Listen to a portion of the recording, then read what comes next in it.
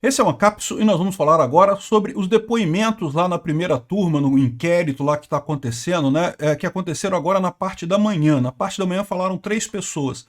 O almirante Garnier, que era o chefe da Marinha, que segundo algumas acusações teria sido o cara que ficou do lado do Bolsonaro, que queria dar o golpe, coisa e tal. Esse é o almirante Garnier, ele negou tudo isso, evidentemente, mas vamos entender o que ele falou aqui. Também falou o Anderson Torres, que era o ministro da Justiça do governo Bolsonaro, mas que o depoimento dele, em parte, foi por isso, em parte foi porque ele também era, aliás, a maior parte foi porque ele também era o secretário de Segurança Pública do Distrito Federal. Depois que ele deixou o Ministério da Defesa, o Ministério da Justiça do Bolsonaro, ele se tornou secretário de Segurança Pública no Distrito Federal e que, portanto, teria alguma responsabilidade sobre o dia 8 de janeiro, né? E, finalmente, falou o general Augusto Heleno. Augusto Heleno foi relativamente rápido o depoimento porque ele usou o silêncio. Eles têm o direito de não falar nada. Vamos entender o que aconteceu nessa manhã aqui desse depoimento, porque agora à tarde deve acontecer o depoimento do Bolsonaro, tá? Eu devo fazer uma live com o depoimento do Bolsonaro, mas eu vou fazer um resumo do que esses outros 3 falaram aqui nesse inquérito. E antes disso, eu quero lembrar a vocês que não faz tanta diferença assim, tá? Isso aqui é o depoimento, é a oportunidade, lógico, das pessoas esclarecerem os pontos, mas você tem que lembrar que, como eu já falei para vocês, muito provavelmente a decisão já está tomada na cabeça do Alexandre de Moraes, é muito difícil reverter isso aqui, esse julgamento é um julgamento show, mas de qualquer forma não deixa de ser importante a gente ver o que é a opinião das pessoas que estão sendo acusadas ilegalmente nesse processo. Essa notícia foi sugerida por vozes na minha cabeça, enroscaram um zíper na minha barba e várias outras pessoas. Obrigado aí ao pessoal que sugeriu notícias lá no nosso site, no visãolibertaria.com, e obrigado a você que está assistindo o nosso vídeo. Se você gosta do nosso conteúdo, por favor, deixe o seu like e se inscreva aqui no canal, né? Pois bem, o almirante Garnier estava muito seguro, né? Falou muito bem, falou com uma voz firme e foi muito direto nas respostas. Gostei muito da forma como ele falou. Fez brincadeiras com o Alexandre de Moraes e coisa e tal. Estava se sentindo muito tranquilo ali, né? Fez pergunta, ele recebeu perguntas aqui, ó, eu tô consultando eu fiz anotações enquanto eu assistia esse troço todo, porque da outra vez eu fiz o resumo, mas eu não tinha anotado as coisas, esqueci algumas coisas de falar sobre o caso do Mauro Cid, do coisa lá. Mas enfim, ele fez perguntas, as perguntas foram sobre as reuniões, as várias reuniões, e o Garnier lembrou que não teve nada de eu falar que estava com tropa à disposição, não teve nada disso. Inclusive, em algum momento alguém falou que ele teria os fuzileiros de prontidão, que seriam 14 mil fuzileiros de prontidão. Ele falou que, olha, quem inventou isso daqui, não fui eu nunca falei isso, quem inventou isso daqui procurou isso no Google. Porque se você procurar no Google o número de fuzileiros navais no Brasil, dá 14 mil, que é a resposta que o Google dá. Só que eu sei que são 15.700 não sei quantos, e que eram na minha época era isso. Hoje são 15 mil, sei lá, deu 2 números diferentes lá, do número de fuzileiros navais totais no Brasil. Ou seja, em nenhum momento foi 14 mil. Quem inventou essa história, foi a resposta dele, foi quem procurou no Google isso daqui, né? Falou, perguntaram para ele, o único ponto que teve assim demais, ele negou tudo, falou que não tinha nada disso, que ele nunca falou que estava à disposição e coisa e tal, isso é lorota, né? É aquilo que a gente estava falando, né? Falar, estou à disposição é um cumprimento militar, eu estou à disposição, você está o chefe, aí você precisa de alguma coisa, não quer dizer estou à disposição, vamos dar um golpe, né? Não é isso, né? Enfim, ele também explicou sobre a passagem do cargo, porque uma coisa que o Alexandre de Moraes perguntou, e nesse momento ele se emocionou. Por que ele não passou o cargo para o sucessor dele, né? Todos os outros chefes militares passaram o cargo para os sucessores ainda durante o governo Bolsonaro, e ele acabou não indo na passagem de cargo para o sucessor dele. E ele explicou que não teve absolutamente nada a ver com ele não gostar do novo sucessor, ou de você estar reclamando de ter trocado o governo, nada disso. A passagem estava marcada para o dia 28 de dezembro, mas aí o novo almirante que ia assumir não podia nesse dia, teve alguma coisa que queria fazer no outro dia, no dia 2 de janeiro, e aí ele não podia, ou seja, teve um conflito de agendas, mas não teve nada de ele ficar chateado. Inclusive ele disse, eu fiquei chateado, porque era meu sonho, né? Quando você é aposentado, quando você deixa o comando da Marinha, o comando da Marinha é o mais alto cargo que um oficial, que uma pessoa na Marinha consegue ter, é o comandante da Marinha, né? Então, e quando você sai do comando da Marinha, você tem uma cerimônia em que você tem salva de tiros e não sei o que lá, toda uma cerimônia emocionante para homenagear a pessoa que chegou no mais alto cargo da Marinha. E eu não tive isso, porque quando eu saí, a transição foi no dia 2, eu não podia, eu tinha combinado tudo para o dia 28. Enfim, o problema foi um problema de agenda no final das contas, né? E em determinado momento ele foi questionado sobre, ele falava sobre a preocupação com a situação que está aí, coisa e tal. O que o pessoal da acusação tem é isso, anotações diversas. Mas ele falou que estava preocupado com a situação que está aí. Ele falou, estava preocupado com os acampamentos, um monte de gente ali, um monte de gente que, né, podia dar problema do ponto de vista de fazerem problemas de segurança, ou podia dar problema de, né, fazerem protestos, fazerem coisas erradas. Enfim, ele temia por esse pessoal do acampamento, né? E no final das contas o Fux ainda perguntou para ele por que ele não fez nada com relação aos acampamentos quando soube do 8 de janeiro, né? Aí ele falou, ministro, 8 de janeiro eu já não era mais o comandante, eu deixei o comando no dia 28 de dezembro e o novo comandante assumiu no dia 2 de janeiro, ou seja, dia 8 de janeiro eu já não estava mais no comando da Marinha, não tinha mais o que eu pudesse fazer com relação a acampamento, né? Então gostei muito do depoimento dele, pareceu muito firme, muito certo do que está fazendo, muito certo que não tem problema nenhum, não tem nada de errado. Em seguida foi o Anderson Torres, foi um depoimento muito mais extenso e eu senti o Anderson Torres meio subserviente, meio reticente, meio inseguro ali na hora de responder as coisas, diz ele que estava numa pressão muito grande, coisa e tal, eu entendo, isso faz sentido. Bom, uma das coisas que o Alexandre de Moraes perguntou foi sobre aquela live em que... live, não é live, né? É uma reunião que teve com os ministros todos, né? Que foi gravado e depois foi publicado pela imprensa, né? Foi capturado lá pela polícia e foi publicado pela imprensa. E daí, nessa live, o Bolsonaro fazia críticas à urna eletrônica. E o Anderson Torres fala nessa live, né? Nesse vídeo, né? E ele fala só que só leu o relatório que foi feito pelos militares, né? Os militares chegaram a fazer uma avaliação sobre a urna eletrônica, chegaram à conclusão de que não tinha fraude de nada, e ele leu esse relatório, por quê? Porque o relatório continha também algumas recomendações de melhoria. Recomendações de melhoria, né, besteira, né? Não tem nada demais nisso daí, né? Mas, enfim, esse foi a pergunta sobre aquilo ali.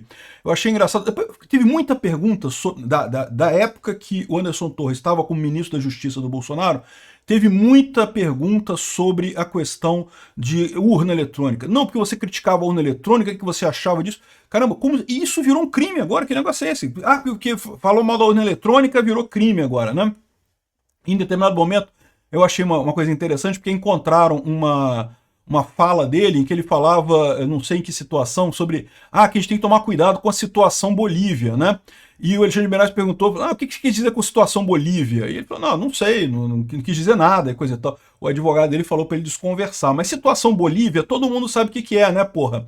A situação da Bolívia foi o quê? A direita tomou o poder na Bolívia, né, teve o impeachment do Evo Morales fugiu, mas aí depois os idiotas dos bolivianos votaram na esquerda, a esquerda voltou, o que a esquerda fez? Prendeu todo mundo da direita, prendeu a Janine Áñez e coisa e tal. É isso que é a situação Bolívia. E olha que coisa curiosa, era motivo de preocupação mesmo a situação Bolívia, né, que o Anderson Torres falou em algum momento. A situação Bolívia é o que a gente está acontecendo agora, estamos vendo isso claramente, a situação Bolívia acontecer aqui no Brasil, exatamente a mesma coisa, né? Aí teve uma anotação dele em algum lugar em que ele falava sobre a ligação do PT com o PCC. E ele falou, olha só, eu tava... Aí o Alexandre de Moraes perguntou assim, bom, se você era ministro da Justiça e tinha uma ligação do PT com o PCC, por que você não fez esse caso, não colocou isso, né, não investigou esse tipo de coisa? Ele falou, não, ministro, você estava comentando como meramente uma pessoa preocupada porque tinha saído aquela reportagem na Veja da conversa cabulosa, né, do papo cabuloso, né, que o pessoal tinha do PT com o PCC e coisa e tal. Eu não tinha essa informação, não tinha esses indícios como algo técnico, né, mas sim como uma desconfiança minha derivada do que estava do que saiu na imprensa e coisa e tal. Aí a parte maior da coisa dele foi justamente a questão da eleição, ainda teve isso ainda, a questão de que tinha um mapa em que a Polícia Rodoviária Federal foi fazer blitz nas cidades em que tinha mais voto para o PT. E aí, o que eles usaram como prova com isso era um relatório que foi feito por uma subordinada dele para o Anderson Torres, em que mostrava indícios de fraude eleitoral. O que eram indícios de fraude eleitoral? Eram municípios em que mais de 75% dos votos foram para o mesmo partido do prefeito daquele município. Porque, como eu falei para vocês, O prefeito tem muita capilaridade, o cara consegue comprar votos, consegue angariar coisas ali, consegue convencer pessoas a votar no partido dele, né? Então, evidentemente, o Anderson Torres, esse levantamento chegou a ser feito pela subordinada dele, mas ele mesmo falou, a gente nunca usou isso para nada, eu nunca passei isso para a PRF. Ela fez esse levantamento, de fato, que apontava os municípios em que algum candidato tinha mais de 75% dos votos e era do mesmo partido que o prefeito. E adivinha, no Nordeste tinha um monte, porque o Nordeste tinha um monte de prefeitura do PT e um monte de lugares em que o Lula teve mais de 70% dos votos no primeiro turno, mas, de novo, esse mapa nunca foi usado para nada, não gerou coisa alguma, e tinha também outras prefeituras de outras situações em que o prefeito era de outro partido e que tinha dado mais votos para o outro lado também, então não foi uma perseguição ao PT, como ele estava dizendo ali, né? Aí vem a parte em que ele falou sobre a segunda parte, né, que ele era agora o secretário de segurança do Distrito Federal, né? E ele falou que já estava com operações planejadas para encerrar os acampamentos no quartel no dia 10 de janeiro. Ele tinha viajado com a família e já estava planejado a desocupação dos quartéis no dia 10 de janeiro. Ele tinha feito isso. Ele disse que esperava que o governo Lula, quando entrasse, desmontasse os acampamentos, forçasse isso antes. Mas como o Lula entrou e não forçou o fim dos acampamentos nos quartéis, ele estava planejando fazer isso lá em Brasília por conta de manter a lei e a ordem, coisa e tal. Aí perguntaram como é que pode você ter viajado dias antes do acontecido lá no 8 de janeiro, né? Porque realmente ficou estranho, né? Ou seja, ele era o secretário de segurança do Distrito Federal e no dia 8 foi, entre outras coisas, houve a falha de omissão do pessoal do Distrito Federal, né? E ele alega que a passagem já tinha sido comprada com muita antecedência, muito antes de qualquer outra coisa, já tinha comprado as passagens, era uma viagem que ele tinha planejado com os filhos em junho, enfim, explicou isso daí, né? E ele falou que deixou todo o protocolo das ações integradas, e aí tem um ponto interessante, porque ele falou, olha só, se tivessem seguido o protocolo que eu deixei assinado, e é um protocolo que não fui só eu que fiz, a gente se reuniu, todas as agências, incluiu o governo e coisa e tal, todo mundo assinou esse protocolo no dia 6 ou dia 5, não sei, alguns dias antes, né, antes da viagem dele, e a gente assinou esse protocolo, todo mundo se comprometendo, cada um a fazer uma coisa. Se tivessem seguido aquele protocolo, nada teria acontecido no dia 8 de janeiro. Reforça aquilo que eu falei para vocês. Muito estranho isso. Será que a Polícia Militar do Distrito Federal teve interferência também? Ou seja, deixou passar coisa por conta disso, né?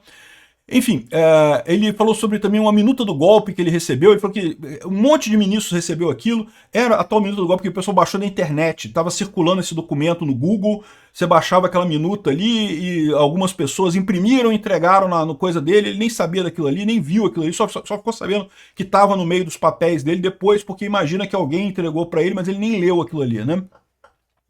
Bom, ele falou também sobre a questão da subordinação direta da Secretaria de Segurança com a PM.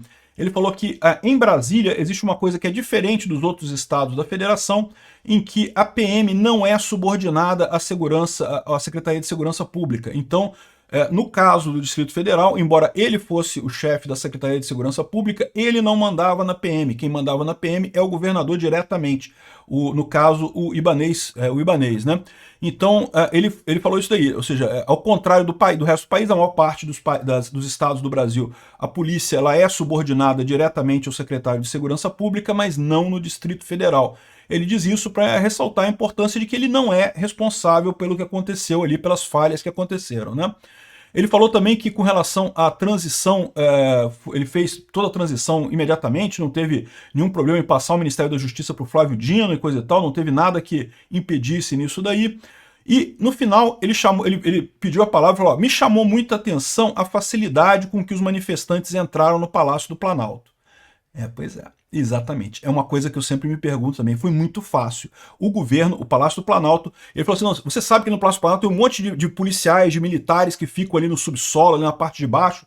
Não se consegue entrar fácil no Palácio do Planalto. Chamou muita atenção a facilidade com que entraram no Palácio do Planalto. É lógico que o advogado ele aconselhou ele a não fazer acusação diretamente, mas está subentendida a acusação, né? Ou seja, queriam o que aconteceu no dia 8 de janeiro. É isso, a verdade é essa, né? Bom, por fim teve o general Heleno, né? O general Heleno, peraí, deixa eu achar uma coisa aqui. Pronto, general Heleno.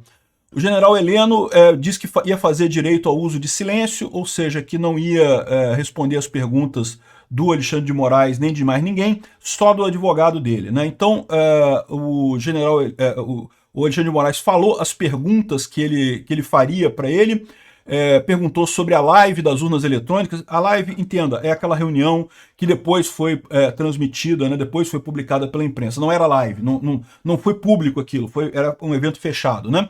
E ele disse que, bom, aí ele não respondeu nada aqui. Mais adiante ele vai falar como respondendo para os advogados dele, né? Teve a pergunta das urnas eletrônicas, se ele usou a BIM para fake news, se tinha um caderno, parece agenda do golpe, não sei o que lá, caderno do golpe, que seria onde ele tinha anotado algumas coisas que, segundo estavam dizendo, é o planejamento de um golpe. E, de novo, ele falou que aquele não é planejamento nenhum, é um caderno que ele usava para anotações aleatórias. Bom, ele perguntou sobre a questão da live, mais uma vez, né, sobre um negócio de... o advogado perguntando agora, né? O advogado perguntou, aí as perguntas do advogado ele respondeu. Com certeza já tinha treinado com o advogado antes, e o que ele quis dizer na reunião lá, quando ele falou que tinha que acompanhar o pessoal, tinha que saber o que estava acontecendo, ele falou que a preocupação dele era a segurança do Bolsonaro nas eleições. Em 2018 já teve uma facada, então como presidente do GSI, ele estava preocupado de ter violência contra Bolsonaro novamente dessa vez. Então era isso que ele queria dizer com acompanhar a situação dos partidos nas eleições e coisa e tal.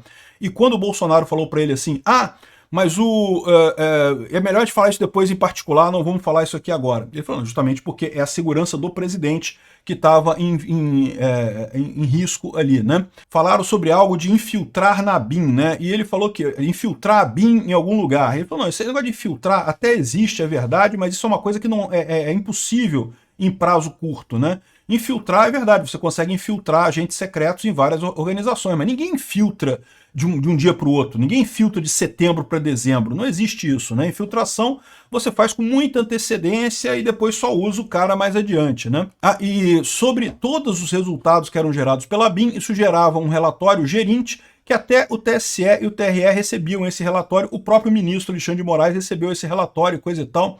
E, enfim, ele também ressaltou que ele nunca defendeu ações ilegais, Bolsonaro sempre deixou claro que não iria sair das 4 linhas da Constituição, o esforço para disseminar informações falsas jamais teve, não era agenda, era um caderno, as ideias eram só descritas com meras conjecturas, não era planejamento de nada, nunca se manifestou publicamente contra as urnas eletrônicas, mas era a favor do voto impresso e aceitou o resultado das eleições, ou seja, não teve problema com isso.